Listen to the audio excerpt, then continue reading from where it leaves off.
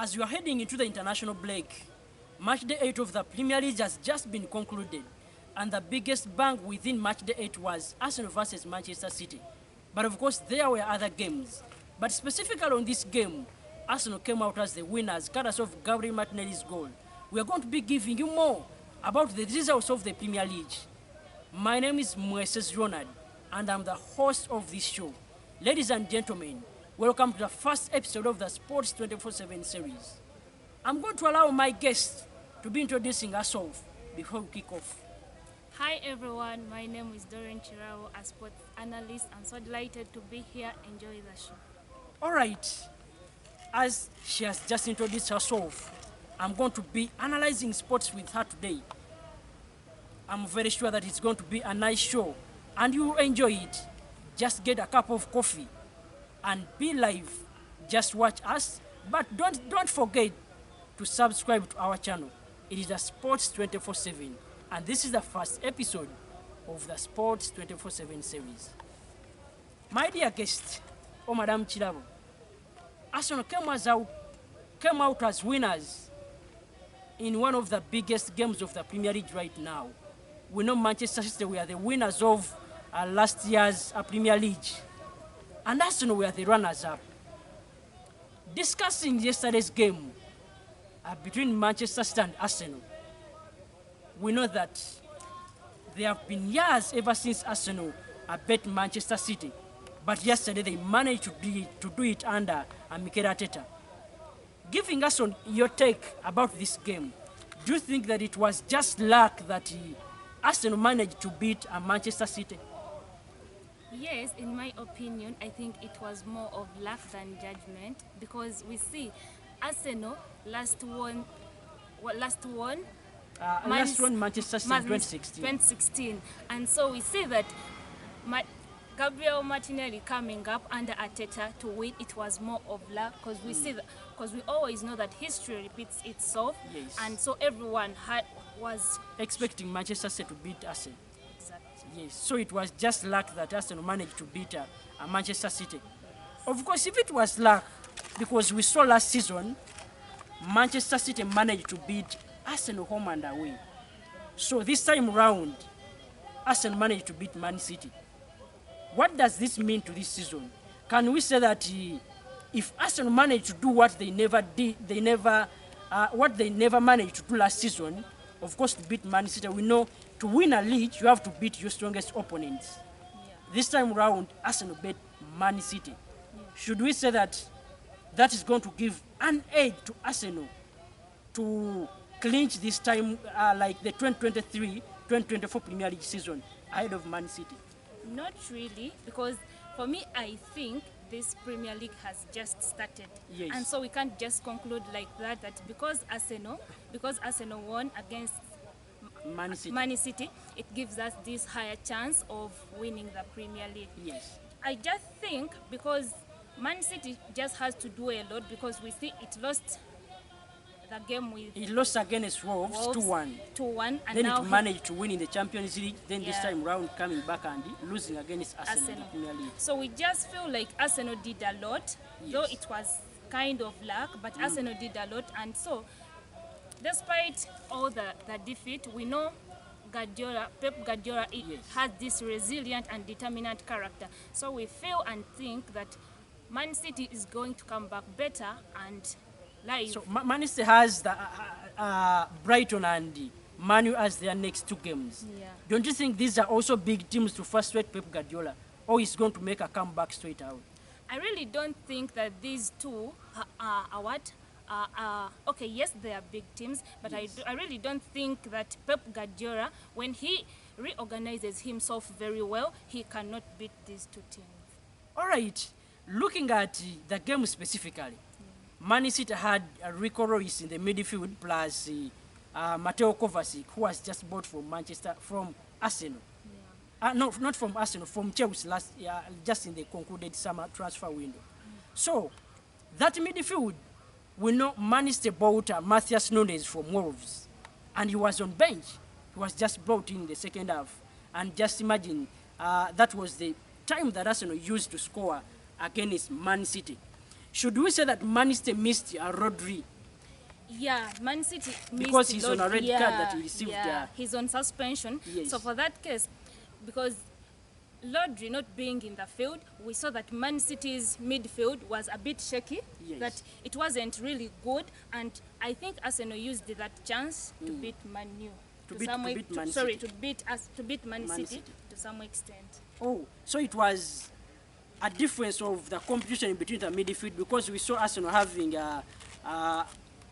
Jorginho, then Declan Rice, and Martin Odegaard in the midfield, Yeah. battling Rico Royce and Mateo Kovacic. We know Rico Royce is a right back, but we know Guardiola has always tried this and it has always been successful.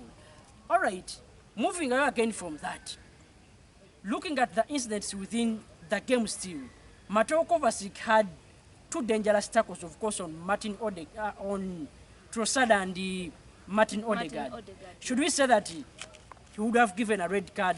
We know, looking at the inconsistencies within the Premier League, especially on VAR, in match day 7, we know that we saw the game between Liverpool and Tottenham, and even they came out and apologized for cancelling out Luis Diaz's goal. Should we say that Mateo Kovacic would have received a red card in the first half of the game? Yeah, I think registering these two strong challenges, because we see first it was Martin Odegaard and Yes. then Rice. So Yes. I think that the red card was worth it. Was worth it? Yeah, it was worth it. But so it can't because we are spectators Yes. and really we are analysts, so you can't just come out and say, yeah, this is it, this is it. But being that we analyze sports, Yes. the red card was worth it. All right. As she has said, really the two tackles on Martin Odegaard and Rice, they were really bad. And we saw last season, those were the same tackles that Casemiro received two straight red cards on different occasions. So let's hope that the Premier League will correct that. Moving out shortly from that, looking at other games, Man U managed to beat Brentford in the last minutes of the game. Should we say that Man U is going to come back stronger after the international break, or it is going to always be a mess because they have started the season on a bad note? I think Man U beating Brentford, though it was kind of luck, because Yes. it was in the last minute. Yes. So I think Man U has this chance to beat the Sheffield? Yes, they are playing Sheffield next. Sheffield, yeah. I think Man U, being that it's going to play Sheffield, Yes. that gives us a higher chance, and we really expect Of recovering themselves, Of but because they'll recovering be having themselves. Man City in the next game. Yeah, we really expect a lot from Man U, and we really expect this win from Man U. All right, they'll be playing against Sheffield and next Man City. Let's hope that they'll be collecting themselves. Then looking at Tottenham, they won their game and they are the table leaders right now. They beat Luton Town with 1 goal difference, and it was an assist from James Maddison. Looking at Tottenham right now, they are the table leaders. Should we say that they are going to put up competition? This is a team that has spent more than 13 years without getting any trophy. Should we say that they are back right now and they can clinch the Premier League title? I think Or it is just form? I think, in my opinion, this is just form, because we see last season Tottenham was in number 7 position. Yes. Yeah. So I think, yeah, despite the fact that we really have to give time to this Tottenham, because Yes. Tottenham is now back and strong, and we see that it's beating each and every team they're that unbeaten. that comes Can they around. break that record of Arsenal in 2003, 2004, the Invisibles? Can they go the season without losing any game? I really don't think, because this season has just started, Yes. and so despite the fact that Tottenham Hotspur is Yes. proving to be this strong team, yes, it might be okay. It is, because Yes. it really has the form, but Yes. we can't really predict that it will go unbeaten. It's really They can't go unbeaten. no. All right. Then finally looking at Liverpool versus Brighton, it was a 2-2. Just briefly, Liverpool lost against Spurs, despite of the inconsistency of the VAR, but it is still a loss. Then they managed to get a 2-2 draw against Brighton. Just briefly, Liverpool starting to lose form because they had started well, but right now they lost against Spurs, and this is a draw, and they have got a chance that they are going to the international break. Should they expect that they will come back stronger to compete again? Yeah, this is what everyone is really expecting from Liverpool, because we really want, okay, we need it to reform, because Yes. Liverpool in the first game, it was really, really nice, it was Yes. really good, but now we see that first it was Tottenham, Yes. Spurs, Now and it is Brighton. Brighton. So I just think that Liverpool has to do a lot, has to reform itself so that it comes back very stronger.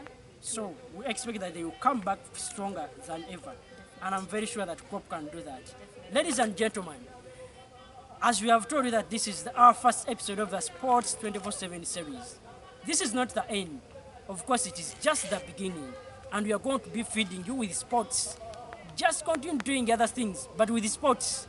Sports 27 is going to be always there to feed you with sports. That has been the recap of the match day 8 of the Premier League. Of course, we'll be giving you other analysis from different episodes. But what we can advise you, put that notification button. Follow us on YouTube. Put that notification button. Visit us on our different websites. Of course, we are on Twitter as Sports 24/7 series. We are on TikTok and of course, Instagram. Thank you for watching us, and we'll be coming back with other episodes. See you then.